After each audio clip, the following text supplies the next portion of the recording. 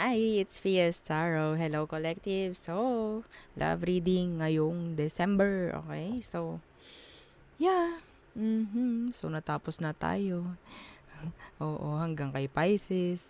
So, balik ulit tayo, no? Oo. So, syempre, wala pa tayong may upload niyan. So, ito muna. Okay? From Aries, no? To Pisces na rin. Okay?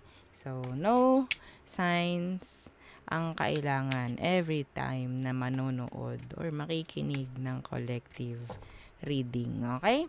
So, yeah, syempre, before tayo mag-start, kung hindi ka pa nakakapag-subscribe, please do subscribe and hit the notification bell para lagi po tayo maging updated sa mga mangyayari pa lang. Okay? And yes, don't forget na mag-follow sa atin pong FB page. Okay? And kung may tanong po pagdating sa private reading, you can message me sa akin pong FB page for more info. Okay? And if you are interested na magpa-reading sa akin friend, ito po yung kanyang FB page. There you go. Okay, so yan. Message nyo lang siya dyan sa kanya pong page. And yes, don't forget to follow na rin. Okay? So, yeah. And yes, regarding sa ating bracelet. Oh, the all-in-one Evil Eye bracelet. No? Oo. Ito po ay available in black and red. Oh. So, lalagyan natin ang initial ng inyong name. Okay? Para nandun na lahat. Oo, nakapaloob na sa inyong name kung ano mang meron tong bracelet na to nandun lang sa inyo, no? And yes, regarding sa ating Evil Eye bracelet, so yan, di ba? Second batch next week. Oo, so kasi naubos na po yung sa ngayon, yung first batch. Pagkarating niya, wala na agad, sold out na. So, okay. Yeah, better luck. Oo.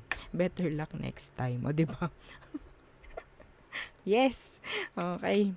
Next week. Yeah. Meron na rin agad siguro. So, collectives. Ano bang meron? Sa mga collectives. Oo. Ano yan? Oo. So, isa pa. Okay. Ito muna siya. Anong meron? Confessions. Buntong hininga no? Okay. So, unveiling, coming clean, and messages. Excuse the glare. Yeah. And clinging, holding on.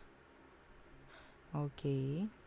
Obsessing and spying. Okay.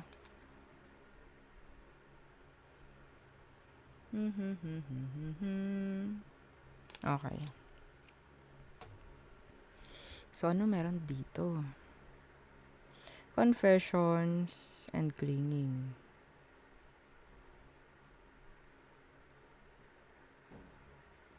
Okay.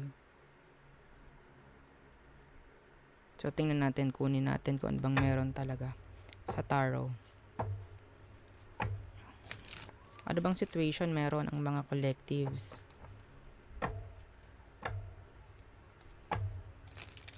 Meron ditong ano parang magsasabi ng totoo even though yung iba rito hindi man magsabi, nakikita naman, no? Sa action. Well, tingnan natin.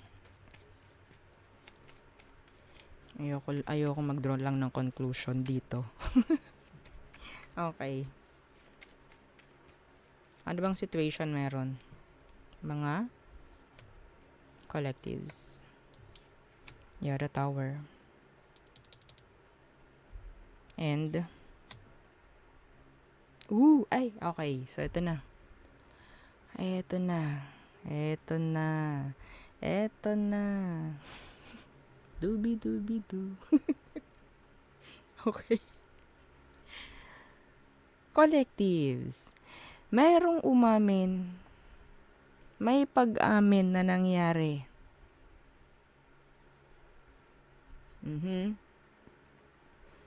Sabihin nating meron ditong nangyaring separation. Okay? And yes, someone is too obsessing pa rin. Kaya nandyan yung parang pinagtutula ka na. Meron ditong pinagtutula ka na.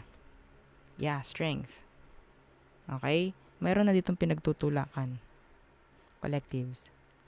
Yung kahit sabihin nating may nag-end na or sabihin nating ayaw sa'yo ng person na nandun pa rin yung parang pinapakita pa rin natin na gustong-gusto natin sila.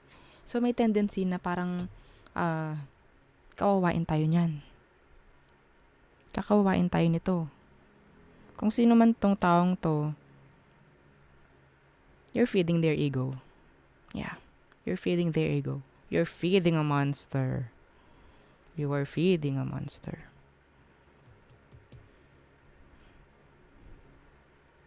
Okay? Ang sasabihin pa nito sa'yo, hindi ko naman sinabi sa'yo na gustuhin mo ako. Hindi ko naman sinabi sa'yo na habulin mo ako. Yeah. Ikaw ang lalabas na masama dito. Collectives. Pwedeng vice versa. Anong intention ng taong to? Death. So, to end things. Okay? The Queen of Wands in reverse. Yeah. Tulad ng sabi ko sa inyo, pwedeng sinabi ng taong to na ayaw na nila sa'yo. This is like a runner and chaser. Queen of Wands, pag bumaliktad dyan, wala na yung attraction. Intention ng taong to is to cut you off. Ang matindi dito, ayaw na sa'yo, ginugusto mo pa. Ayaw na sa'yo, ginugusto mo pa. Ha? There's a lot of drama here. Feeling nito, ang ganda niya, ang gwapo niya. Yes. Ikaw na yung pinagtutulakan, ginugusto mo pa. Ano maramdaman nun? Diba?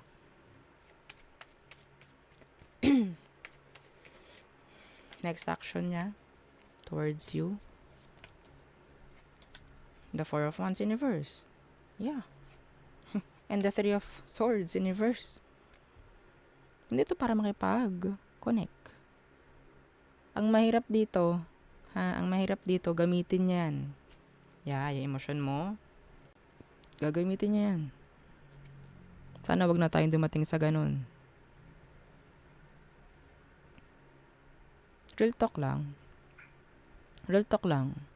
Kapag gusto tayo ng tao, lahat gagawinan. Kahit hindi naman natin gusto, yes, ang tawag sa ganun. 'Di ba? May mga babae dyan, lalaki. Kapag ginugusto tayo, 'di ba? Damang-dama natin yung importansya natin. 'Di ba? Real talk. Lalo na kung hindi natin gusto, pinagtatabuyan natin. Yeah. Minsan, nangyayari to Hey friend, dali ka dito. Eto, may gusto sa akin to May gusto sa akin yan. Ayoko naman dyan. Pero lagi siya nagdadala ng ganito, ganyan. Wala nga amin dyan. Wala nga amin ng ganan. Masyado tayong santo dito. Masyado tayong banal dito. Kapag nagtanong ako, ginawa mo ba yon? Sasabihin mo bang oo? Reality yun. Nangyayari yun sa tong buhay. 'Di ba? Nananamantala tayo. Ganto ang ginagawa sa iyo ng taong to. Ganito.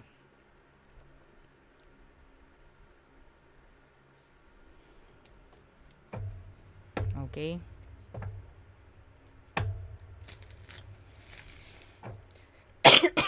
Siyempre, wala kang, ang tawag dyan, wala itong, or sabihin natin, in general, hindi tayo pwedeng mag-demand dito. Hindi tayo pwedeng magalit. Kasi wala naman sinasabing isa na gawin mo to, gawin yan. Diba? Anong advice? You must be, what? Clear. Iwasan natin yung